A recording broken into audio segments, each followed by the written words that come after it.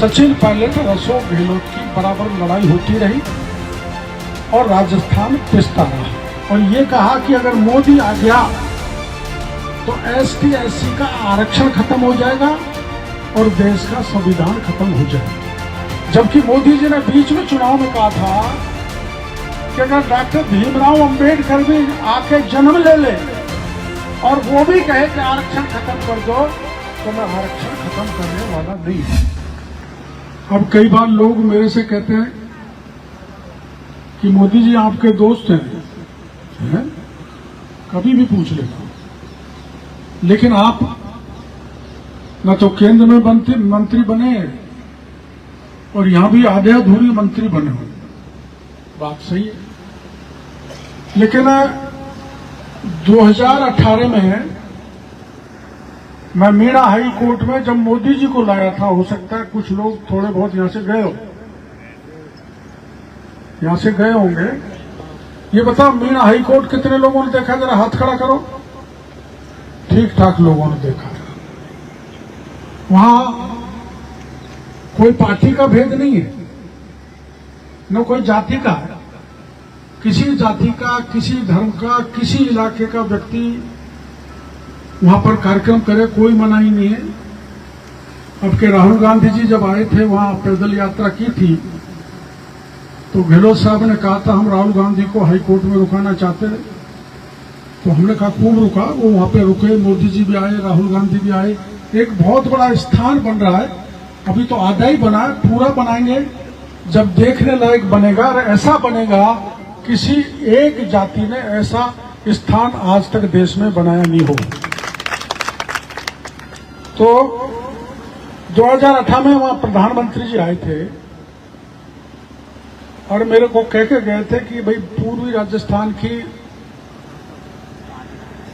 28 सीटें हैं, पूरी नहीं तो आधी जिताने की जिम्मेदारी आपकी। तो आधी तो दूर की बात, 28 में के केवल एक सीट जीते हम धौलपुर की, ताकि सारी की सारी सीट हार गए और राजस्थान में कांग्रेस की सरकार आ गई और गहलोत साहब मुख्यमंत्री बन गए। कोई बात नहीं, आपका मतदाता का मन होता है, जहां मन करता है वहां वोट देता है। लेकिन 5 साल तक आपने लड़ाई देखी, सचिन पायलट और अशोक गहलोत की बराबर लड़ाई होती रही और राजस्थान पिसता रहा। उस लड़ाई में राजस्थान का विकास रुक गया। तो जब सारी सीट हार गए तो मेरे से मोदी जी ने पूछा कि क्या चक्कर पड़ गया। मैंने कहा साहब माली भी दे गए कांग्रेस को, क्योंकि मुख्यमंत्री कांग्रेस गहलोत को बना रही थी। गुर्जर भी दे गए क्योंकि कांग्रेस मुख्यमंत्री पायलट साहब को भी बनाना चाहती थी, और उनके साथ मीणे भी हो गए तो सारी सीट हार गए। लेकिन अब की बार पूर्वी राजस्थान में 28 में से 18 सीट आई, जिसके कारण हमारी सरकार बन गई।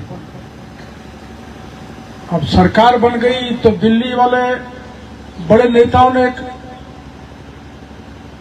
अफवाह फैलाई, गुमराह किया देश भर में एसटी एससी के भाइयों को, और ये कहा कि अगर मोदी आ गया तो एसटी एससी का आरक्षण खत्म हो जाएगा और देश का संविधान खत्म हो जाएगा। आप भाग गए, आपने वोट दे दिया। जबकि मोदी जी ने बीच में चुनाव में कहा था कि अगर डॉक्टर भीमराव अंबेडकर भी आके जन्म ले ले और वो भी कहे कि आरक्षण खत्म कर दो तो मैं आरक्षण खत्म करने वाला नहीं हूं। फिर भी आप लोगों के मन में नहीं बैठी और हमारी सवाई माधोपुर, दौसा, करौली की तीनों सीटों हम हार गए।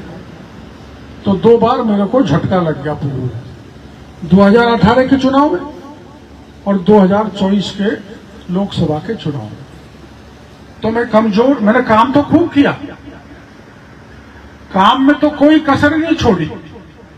आपको पता है कि मैं 69 साल का था, 70 का। तो आमागढ़ पे झंडा फहराने के लिए चढ़ गया था रात में, और गहलोत साहब ने कहा था कि कोई परिंदा भी वहां पर पैर नहीं रख सकता। और मैंने चुनौतीपूर्ण शब्दों में कहा था कि डॉक्टर किरोड़ी लाल आमागढ़ पे चढ़ के आमागढ़ के किले पे झंडा फहराएगा। चारों तरफ पुलिस लगा डाली गहलोत साहब ने, 1012 से पुलिस, हथियार, आंसू गैस, ड्रोन, अग्निशमन, सब कुछ वहां पर लगा दिया।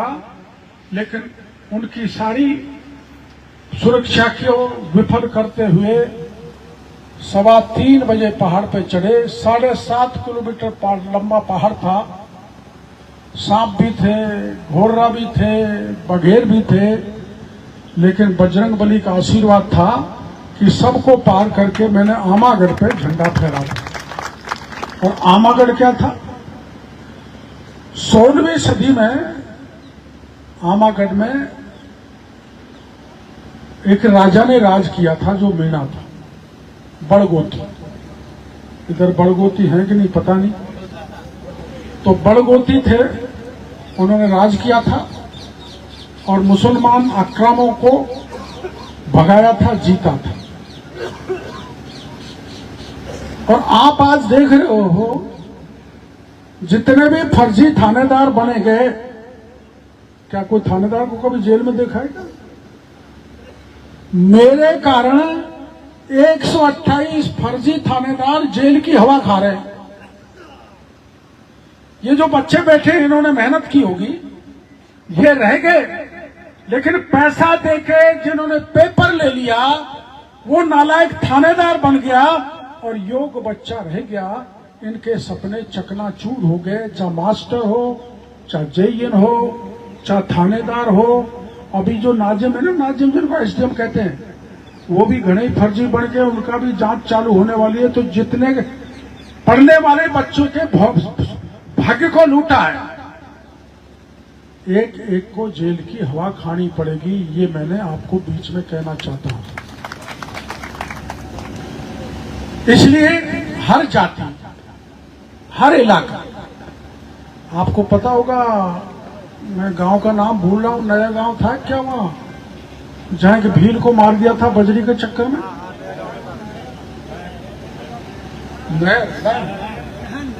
उसको 10 लाख रुपए दिलाए, मुकदमा दर्ज कराया, अपराधियों को पूरे राजस्थान की कहानियां सुनाने लगूंगा तो घंटों लग जाएगा।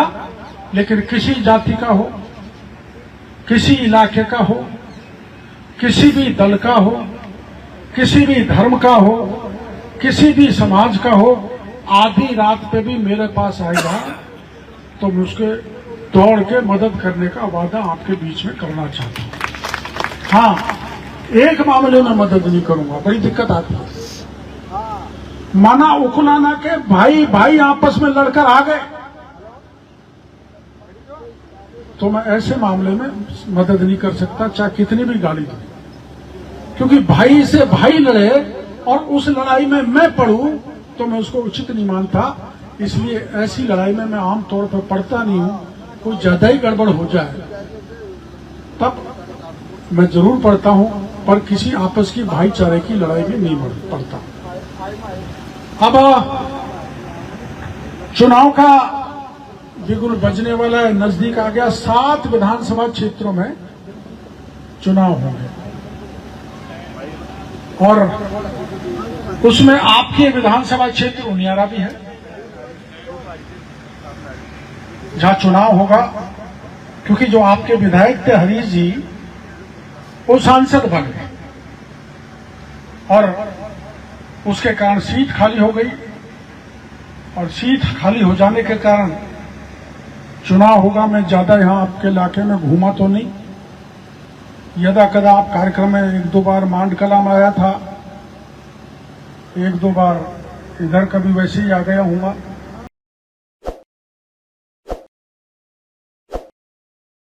ताज़ा खबरों के लिए विजिट करें द फैक्ट इंडिया की वेबसाइट और डाउनलोड करें द फैक्ट इंडिया ऐप।